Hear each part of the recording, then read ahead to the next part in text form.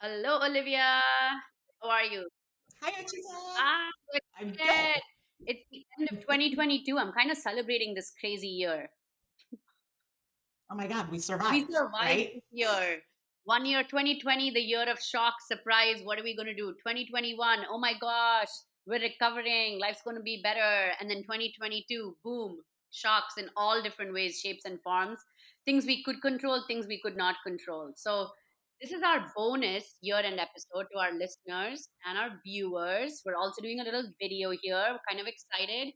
Going to kick up a little video on Zencaster moving forward. But we really felt it was necessary to wrap the year up and tie it up in a nice clean bow as we look at so many different things that we see out there in the world. Right, Olivia? Yeah, well said. I think there's so many things impacting our environment right now. We couldn't pass up on the opportunity to talk about it and maybe offer some helpful tips and tricks if you're someone that's been impacted by some of the things that's happening in our workplaces and in our economies right now. So, end of year time, we've got 1 month left in the year. So, there's just so much going on that I think it definitely made sense to touch base here. Yes, and we're going to tackle a few different topics here today: the state of work, year end performance reviews, sense of belonging, anxiety that drives and kind of intertwines in all of this. And then we're going to tackle our favorite topic, kill the fear, because it's so Yes. important. And of course, you're going to hear us talk about control the controllables, Olivia's trademarked go to mantra. But there's one layer that Olivia and I have really been unpacking a lot ourselves individually and together as a team is uh, trauma and how that impacts the way in which you let fear seep in into the decisions you make, how you show up, and how you engage with the world. So we're going to get started. So the first topic here, Olivia, the state of work, thoughts. Let's have at it. Yeah, so to just ground everyone, there are so many things happening in our environment today. And if you're on LinkedIn and you're paying attention, you've seen over the course of probably the last month or so, a lot of people popping up saying that they got laid off or, they took a downgrade or they got furloughed or some kind of negative thing happened in their work environment. And we have to ask ourselves, well, what's driving all of these layoffs? So if you pull yourself back even further, what you start to see that's happening in our environment is the impacts of COVID are taking a toll on businesses, right? You drive around your local neighborhood, you're likely to see stores, small businesses that have gone out of business since COVID started. Well, the COVID impact is starting to hit big businesses now as well, especially in med device.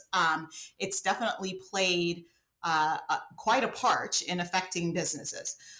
Secondly, I think in addition to the COVID impact, we have the supply chain challenges. So, because of COVID, people are out of work and it's harder to get your widgets for you to be able to manufacture those products.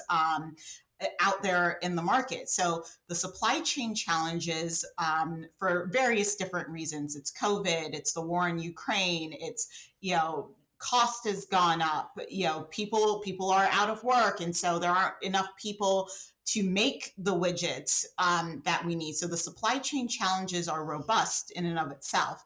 And then thirdly, in addition to supply chain and COVID, you have inflation that's hitting us. And it sounds like it's the highest it's been, at least in modern times here. So, collectively, the human race is struggling right now from all of these environmental effects. Yeah, and what's so fascinating is the collective struggle. I think COVID was one of the collective struggles for the first time ever that humanity had to reckon with, irrespective of the part of the world that you were. But the fact is, like, over the last 10, 15, 20 years, globalization has taken on a whole new meaning, whether it be, as you said, supply chain, whether it be the workforce you hire, they can sit anywhere, they are everywhere. And so when something like this happens, you have your 10,000 employees who are laid off in India, and you have your 10,000 employees who are laid off in Silicon Valley in the US. and others in like other parts of the world, and everyone's feeling the impact at the same time, just as much as inflation being hit. 400% increases in food prices in the UK as much as it is in the US, in Michigan, or wherever else, right? So um, this is a Mhm. fascinating. It's a fascinating time, for sure, because while people are losing jobs, there's also, I also walk around the streets and there are so many businesses looking for people to work as well. But there's such a disparity in the kinds of people being laid off and then the kinds of people that are needed for these other jobs with regards to skill sets, time at work, etc. So it's a very interesting time. And so when we look at all of this and look at the end of the year, the holidays, and people usually look forward to resting as the holidays come along and like resetting, recharging. And there's a lot of transition. I guess transition is like the best kind of word I can think of at this point in time. How, one of the things I want to kind of maybe talk through is whether it be leaders who are transitioning people in and out of the organization, whether it be individuals or who are put in positions wherein they're having to transition not just in and out of an organization, but possibly in and out of a country they call home for many years that were dependent on like a visa, or for individuals who are sitting waiting in the wings and wondering if their transition is next. You can imagine anxiety is probably like that common red thread. um, let's maybe unpack how they can possibly tackle um, pushing out that anxiety and focusing on what's in front of them. Yeah, I think, you said a lot there, and I think transition is not inherently negative, Right, absolutely. I right? love that. Sometimes transition happens to you because you're not aligned to your purpose, Mhm. and the universe is giving you a forceful nudge to redirect you into something that is for you, Yeah. right? And so I think the way we look at transition may have to shift a little bit. Like, is it painful? Absolutely. Is it uncomfortable? Absolutely. Can it be horrific if you don't plan accordingly? Absolutely. Mhm. But I think you have to minimize the effect on your mental health. You have to control what you can control, right? We said control the controllables. You can't control whether you get slated for layoff or not, but you can control how you respond to that. Yeah. And in that third scenario that you mentioned there, the person that maybe has seen people around them get laid off and is like, oh my God, am I next? You can control that anxiety by living in the moment. Nothing has happened yet, right? So take a breath, don't work yourself up. But while you're still employed, it's a good time, like, let's be realistic here, to take a look at your finances and to think to yourself, okay, if I were to get laid off, what would I do? Mm. Right. And you mentioned, there are a lot of companies that are hiring during this time. So on one hand, we have all this chaos that's happening and people are forced into some kind of state of transition. But then there are all these companies that are looking for able bodies and are begging people, please come to work.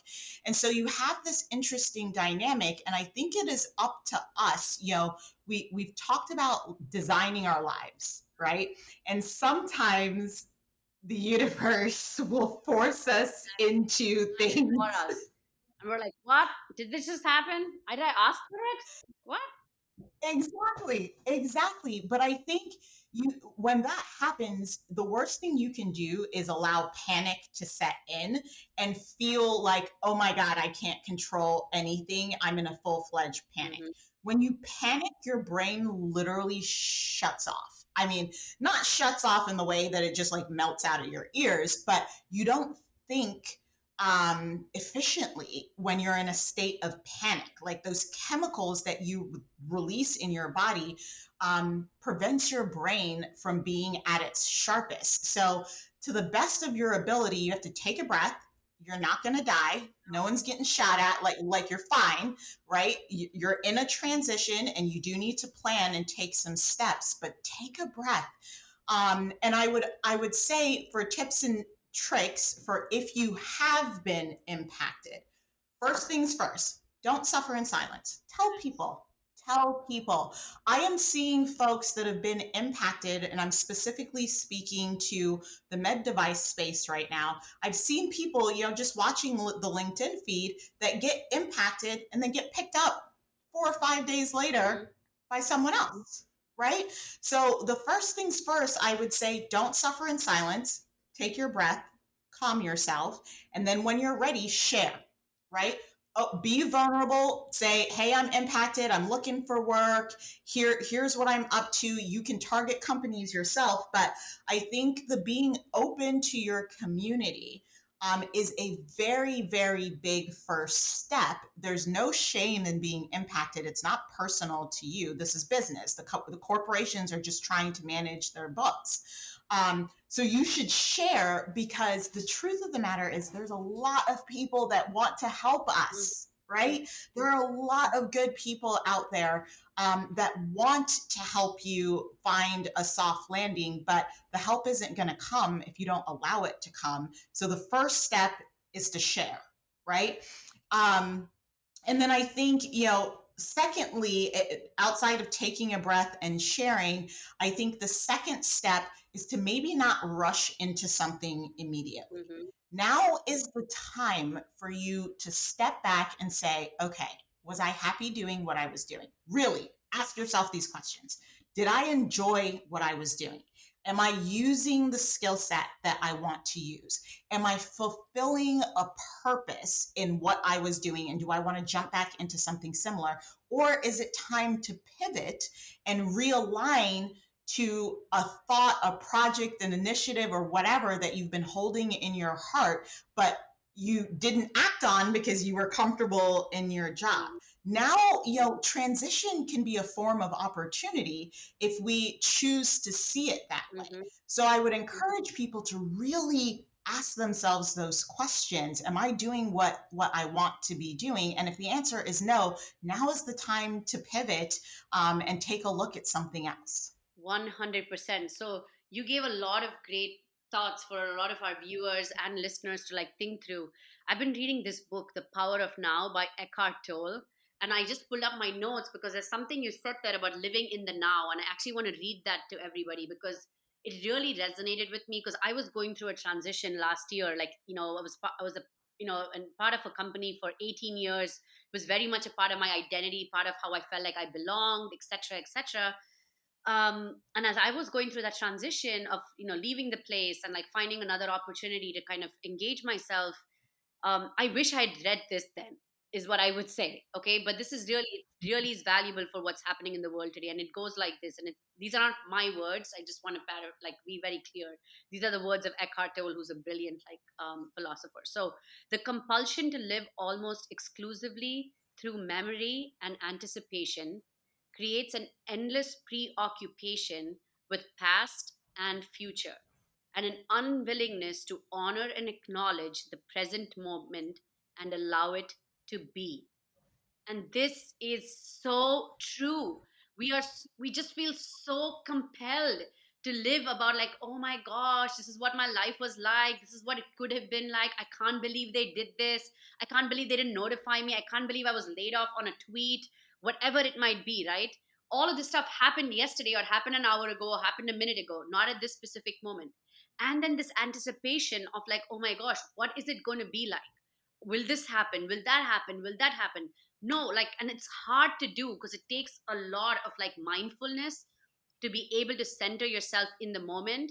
But if there's one thing you could do is, one, go get the book. If you really are trying to figure out how to center yourself, and some tiny tips in which you can do that. But more importantly, even if it's 5 minutes, that's what he says, and I've been trying to practice this, 5 minutes of just being present in the moment while you're brushing your teeth, not letting a single thought come through your mind, right? So you're brushing your teeth, I'm taking my lipstick here. Think about the bristles of the brush, or if it's an electric toothbrush that are going there, oh, this feels great. The taste of your toothpaste. Be in the moment to feel what that present moment is like. And why do I share that? Because when you're in that state, you then actively act on information you have at that moment and get very focused on what you can control, which is getting my teeth cleaned really well at that point in time. Versus, oh my gosh, what if I brushed my teeth for too long and I'm not near the wash basin and there's stuff coming out of my mouth and all of this other junk. You're focused in that moment. And so the same goes to like whatever you're dealing with, whether it's like, an upcoming performance review or being laid off from a job or looking for a new job. At this moment in time, what are your skills? What are your talents? What are your opportunities at this particular moment that you can lean into, that you can exercise, and that will give you a sense of freedom and a huge sense of empowerment and push out the past and this anticipation of the future that tends to create and have fear creep in, which then turns into the panic that you were talking about, Olivia. Yeah, I could not agree more. And I haven't read the book, but I definitely ordered it. So I can't wait to give it a look. But I think you're absolutely right. Like, and, I'm a little bit of a nerd here, but I am fascinated with how our brains work.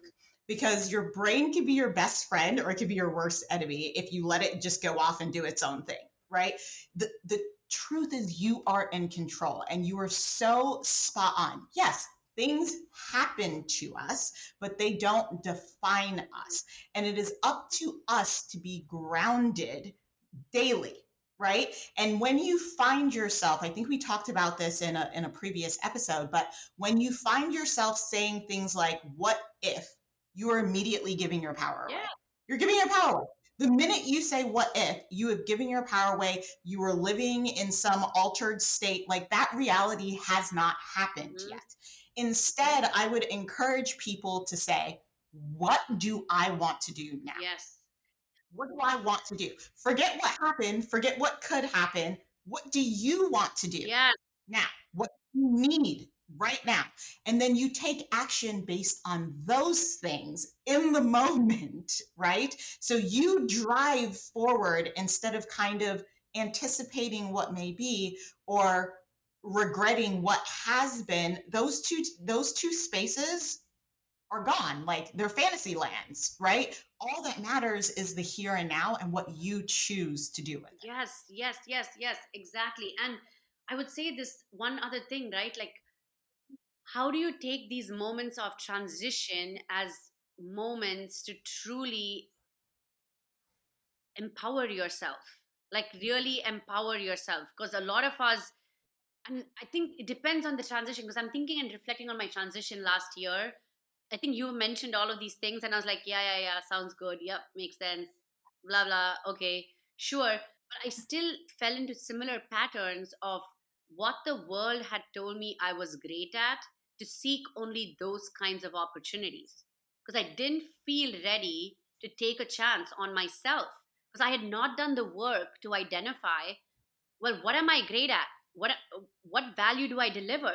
Because so much of what I was and who I was tied to a logo, was tied to the people underneath that logo, which was nuts. And to people, I mean, I've literally been on calls this week where so many, it's women, interestingly, have shared, yeah, but I like my sense of team.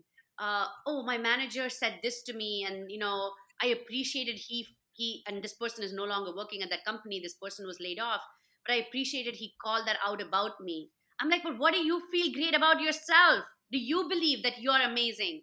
Do you believe that you're the best accountant that is out there? Your everything that you do, the focus that you have in this present moment needs to be led with the gifts that you have, and not what other people have said for you to help validate it for you. Yeah, I think you're hitting on something here. And I want to share a story because I had a conversation with someone just today that was in such a state of Mm. disarray, Archita. Like, I wish I could have hugged this girl through the phone. She was in such a state.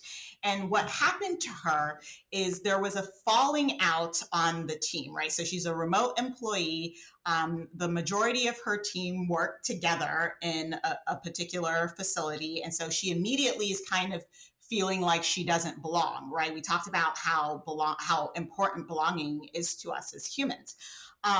So she felt like she didn't belong, And there was a particular member on the team that happened to be male that was very condescending and rude. Like, basically, to sum it up, he needs to watch his mouth. Mm-hmm. Okay.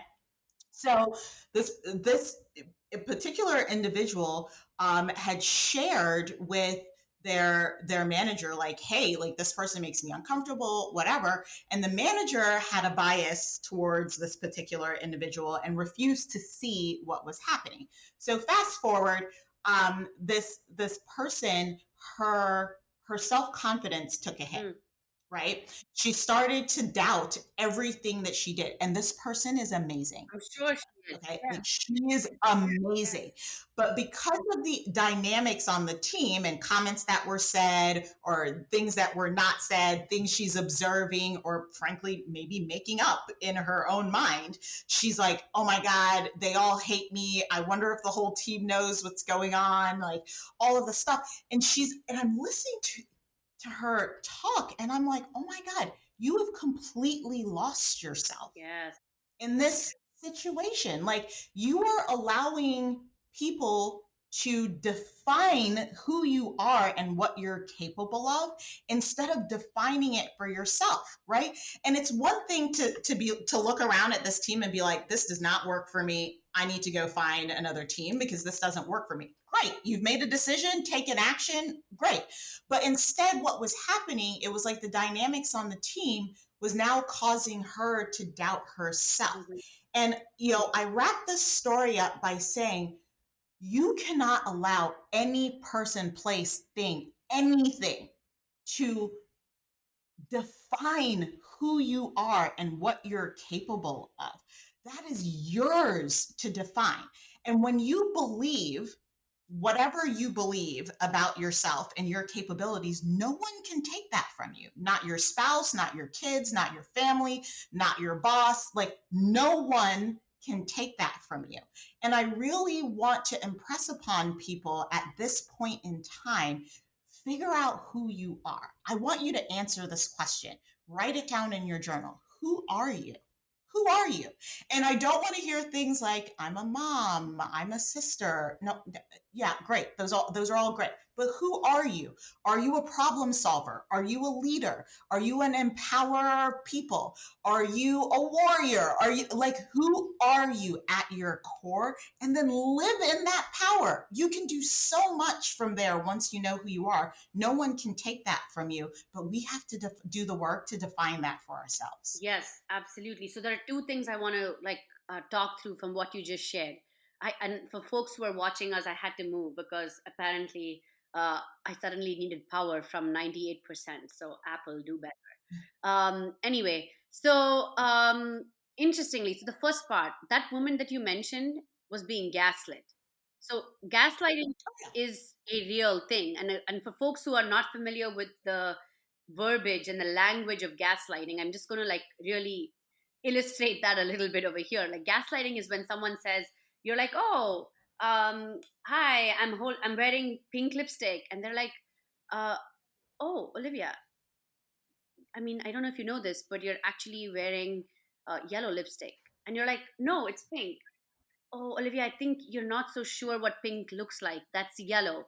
And they're like, no, but I spent all these years putting on pink lipstick. Like, I bought this pink lipstick from the same store. Oh, Olivia, I think people were not giving you the right information that you needed so that you did not know that it was actually yellow lipstick. That's like gaslighting, where you know the information. You've been the wearer of this. You've seen this in pictures. You know what you're doing. But people will constantly rip you down and tear you down. And it is so hard to see. And that's why, and for anybody who's experiencing something like this, whether it be in a relationship, whether it be in a corporate environment, um, anywhere else, please, please, please talk, say it out loud, talk about it to people you trust, because they will sometimes help you see that you're being gaslit. That will help you get the hell out of the situation, because you will not see it, because it's usually will come from someone you trust. It could be a boss, it could Mhm. be a manager, it could be a coworker, it could be your husband, it could be your boyfriend, it could be your mother, it could be anything. It could be people who you trust the most.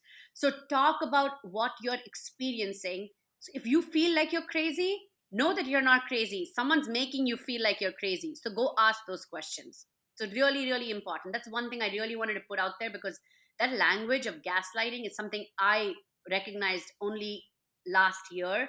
Because I was talking my sister through an episode, and she's like, "You're being gaslit." I'm like, "What are you talking about? What is this gaslighting?" And I had to go like educate myself and everything. And of course, you've seen it in relationships, but you don't think about it in places outside of a relationship. So one, get familiar with that. You were going to say something, and I'll pause before we tackle this other piece I wanted to talk through. No, I think you're spot on. Yes, so Archita, you know me well enough to probably predict what I'm going to say right now, and I think you're right. Yes, it is gaslighting, and yes, people should be familiar with what that is. In my mind, I feel like more importantly, though, you should just not allow it to happen. Because here's the deal: if I say my lipstick is red or pink, and you're like my lipstick is yellow, in my mind, I'm like, okay, well, you're an idiot. That's great that you think what you think. Moving on. No, yes, Right? but you've But done the I work. know. You have done the work to get there. Okay, so if you have lived a life where you've been agreeable, people have been agreeable with you, and Lola Bakari, who's a huge thought leader, she's like, we've had a chance to chat with her on Clubhouse. She's a CMO, marketing, inspirational, like whatever, LinkedIn influencer. She's amazing. She wrote an article about Black women and their, a bit like being gaslit with regards to their pay and wage gap in Harvard Business Review. Mhm, And she talks about mhm, being gaslit to gratitude. She has this verbiage in there, how black women are gaslit to gratitude. And I would kind of extend it and say like immigrants are gaslit to gratitude, or onlys are gaslit to gratitude. But when you're given an opportunity, you kind of built up your entire, like, say, career or whatever, where it's like, oh, you should be thankful I gave you that opportunity. Or like, you're like, you've never seen anyone like looks like you in, say, in a specific position or wherever it might be. And then you find yourself there, and then you find a person of the majority, whatever skin or whatever phenotype or whatever, who steps up and says, Archita, you should be so thankful I helped you get there. And it's like, what? No, dude, I work crazy ass hard. But you hear this a lot, like when you're an only and you're constantly an only, constantly an only. And if you're not surrounded by the right people, if you're not like, you don't have coaches, you don't have mentors, you don't have like people you can like engage with on this and have not done the work, you get years and years and years of this, and then you come up into a situation where it's all right, gaslighting. You don't recognize it because you have never taught people how to treat you.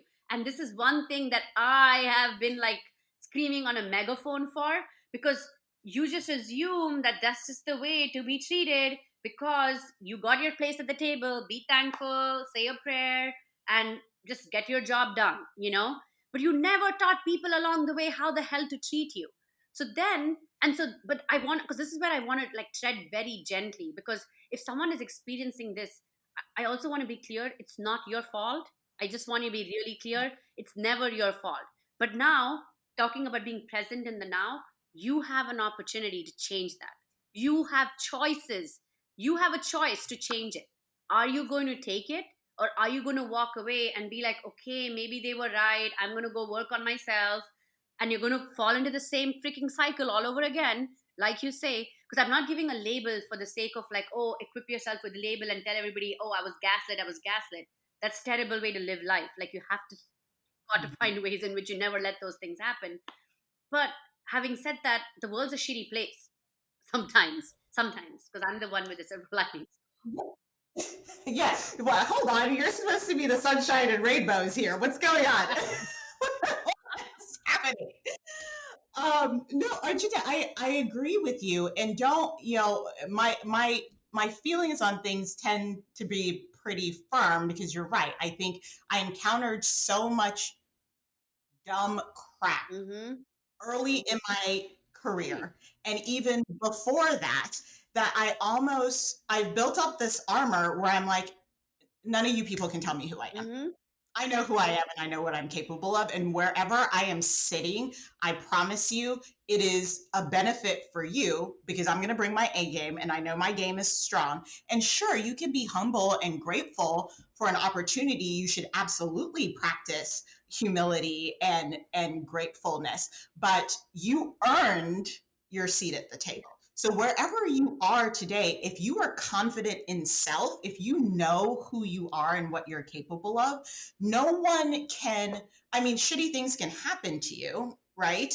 As you explained, because the world is in the state that the world is in. So absolutely crap can happen to you, but you don't allow it to define you. Mhm.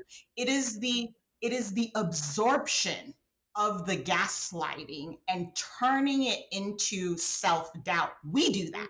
They don't do that to No. us. They're just being their normal shitty Yeah. selves.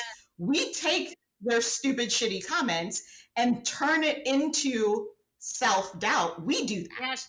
So that piece of the interaction you can control. You can be like, I hear you and I see your stupid mouth moving, but nothing that you're saying is sinking in and is going to make me doubt me. But I would say I'll end here. To your point about finding your tribe, you're so right, because we're all humans, right? And even if you're like me and you've been through a bunch of crap and you've kind of steeled yourself in a way where you don't allow people to mess with your emotions, ever so often something will get said or something will happen that'll be like, man, and you need a little bit of a gut check, you need a little bit of a self correction.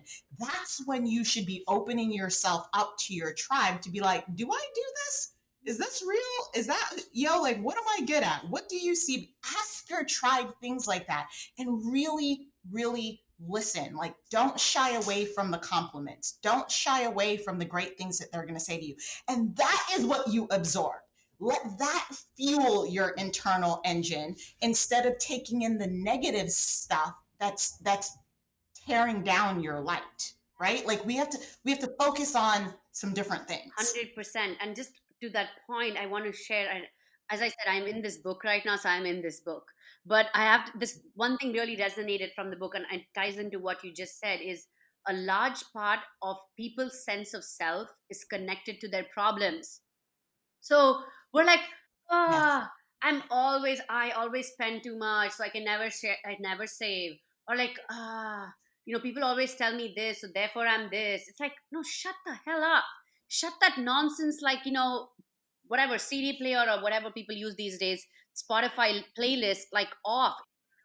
you know like seriously, it's so crazy. We love this like compulsion to be connected to our problems because it gives us a sense of identity, right? Like, I am someone who, no, shut up and like turn that around to something that is adding value to yourself, to your family, to your community, to the world, versus being like, okay, these are all my problems, and that is what my self-worth is tied to. That is not what your self-worth is tied to, whether it's having lost a job, being having, less money in your bank, or I don't know, think of some other problems here that I cannot think of right now. Whatever it be, disconnect.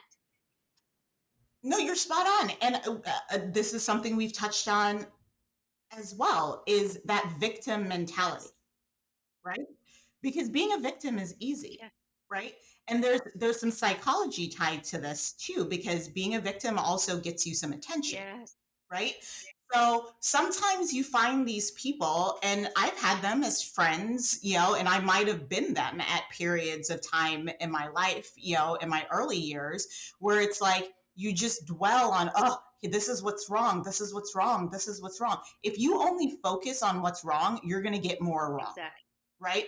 You have to be like, all right, this is wrong. I'm making a decision to do XYZ to change. Like, what do I want? Instead of focusing on what's wrong, you have to change the narrative and say, okay, here's what's wrong. What is my optimal best solution? And take steps towards that instead of, What is going on? Says you're offline what happened? again. No, come on, man. Gosh darn it. What? And I saw the notification pop What did up the notification saying, say? it comes up so quick. I don't know, but then like it comes up and it says something and then it turns green again. I have no idea what's Is it happening. recording on your end? Can you see words? Like, can you see the thing, like I can see the lines the moving. lines moving with, like, whatever? You see that? Okay, then let's just Yeah, the audio keep lines. going, and then I'm gonna figure out how to like edit it together or whatever. Freaking hell. I wonder if this is a glitch in this new Version, situation. so who knows? Um, we'll see when I produce it. I'll figure it out. I don't know. Okay. I'm really hoping it does give me everything because I'll lose my brain cells otherwise. But we're almost at the end anyway. It's fine. But no, it's like you're Okay. saying 0 hours, 0 minutes, and 0 seconds. What the? What is it saying on your end? Do you see like any other number besides 0 minutes, 0 hours, and 0 seconds? So it says, let's see, local backup, cloud backup. I just see it's a storage unknown. It says local backup, current progress of local backup. Like it's the numbers are moving, so it seems like it's saving something. It probably is saving it on your end, which is fine. Then you can send me that link and I'll see what happens. Okay. You probably have to download both the MP4 and MP3. So I think this might be a hard one to produce, but I'll take snippets of it and we'll use it for our web, whatever. What do you do? Yeah, I mean, we could definitely do that because I think, I mean, the last one that you posted with Yeah, us chatting, oh my God, people love that. exactly. Um, so I feel like we could chop Yeah, up yeah. things and I just, just do that. I just yeah, do that. So what were we talking about? Yes, sense of self. Yes. So okay. So Olivia, I guess this is the reality too, right? So absolutely agree. You need to make that decision without a doubt. But I can tell you, you need to ask for help if you cannot do it yourself. yes, Because not everybody is equipped to have had the resources up until that point in time to have even, and you could be 60 years old for all I care. Okay, it doesn't matter the age. It's okay, ask for help. And the way you ask for help is by asking questions. First start by asking questions, because you might not even know what kind of help you need right now. So you start by asking yeah, questions. What are some of the things I should be considering as I look at whatever it is, finding a new job, getting a promotion, asking for a pay raise? What are some of the things I should be should be asking myself as I evaluate this feedback I was given? Whatever it might be, start by asking questions from people you trust. And say if you're living yes, in some, I really hope there is no one here that is in a situation like this. But if you have no one you trust in your life, get on LinkedIn or reach out to Olivia and myself, and we can give you a slew of coaches you could reach out to help you with something like this that we know for a fact could help open your mind up to your core values, to who you are, to what you need to do. And Olivia and I are working on some really exciting stuff for next year that the Embracing Only podcast will be running ourselves, where we're going to be bringing people together to help unpack this together as a team as well. So ask questions, reach out to people you trust, or else find a coach or a community that can help do that for you. so spot on. I couldn't agree more with that feedback. And, I'll share, um, you said earlier that, well, you've gotten to this place because you've done the work. No, I've gotten to this place because I've had some pretty awful things That happen to too, me. right?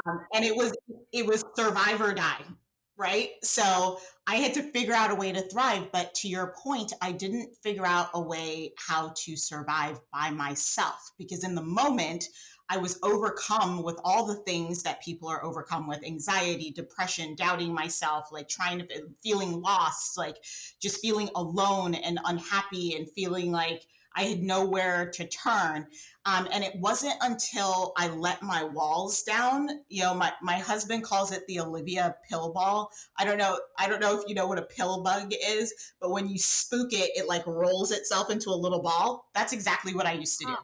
Like something bad would happen to me and I'd be like, nope. And I'd roll myself into a little ball and I would lock myself down and I would just try to handle it by myself. That crap did not work. It was not until I started to trust and allow the help, Archita. A lot of us want the help, but we don't allow it. We don't receive it, right? And so there is a lesson to be learned here that when things are happening, that is the time for you to open yourself up to the people that you trust so that they can pour into you so that you can see your way out of it. Don't pillball yourself, right? Open yourself up, ask for help, ask for validation, ask for guidance. That's when your army will come through for you. Yeah, and I'm so glad you like corrected me on this piece because you're absolutely right. Because a lot of folks will be like, "Oh yeah, Olivia, great, slow clap, you figured this out, you have an armor up," and we'll say what I said, which is like you did the work, but you did the work because it stems from freaking trauma and other crazy crap that you had to deal with. And but then you did the work to ask the questions because you allowed, as the word you used was so important, you allowed people to help you. And that is, I think, the key piece, and I guess probably the perfect place to wrap up this episode. Even if there's anything you think we could kind of give to our community here as you think of the end of the year, allow people into your life to help you drive the clarity you need if you feel like you are turning into this new animal insect I just learned of, the pill ball, in your life. So allow, I guess, is probably like the word for the year. Allow acceptance, allow transition, allow change, and allow help to help you through this as well. Allow the help. Yes, it's life's biggest lesson for me, I think. Love it. I love it. Well, everybody, our listeners, thank you for like a fabulous, fabulous, fabulous 2022. We've kind of taken our time through 2022. We haven't rushed episodes. We've done them when we needed to do them. We've had fun with them, and I think 2023 is going to be a whole new wild ride that Olivia and I are excited. We're allowing lots of big changes to happen. Yes. That happens. So join us in 2023 and have a restful, uh, allow rest as you wrap up this year as well. Yeah, and I think, it's never too late to start planning for the next year, or too early, I should say, for planning for the next year. Don't wait till January 1st and be one of these new me, new year, new me garbage. We already talked about this last year and how that does not work. And so if you are being reflective on this year and there's some things that you want to change, I encourage you all to embark on vision board activities. I'll remind you of the book by Cody Zadra, Where Will You Be 5 Years from Now, that help you get your thoughts down on paper. And I will remind us all that we should be working for our optimal lives and not living to work. Your work does not define you. It is not who you are. So don't surrender your power to your manager, your performance reviews, any of those things. Work is a means to an end, something that we all take great pride in, but it does not define you. So cheers to the new year. I hope everybody transitions into the new year healthy and happy, and we will see you all then. Thank you all. Thank you, Olivia. Thanks, everyone.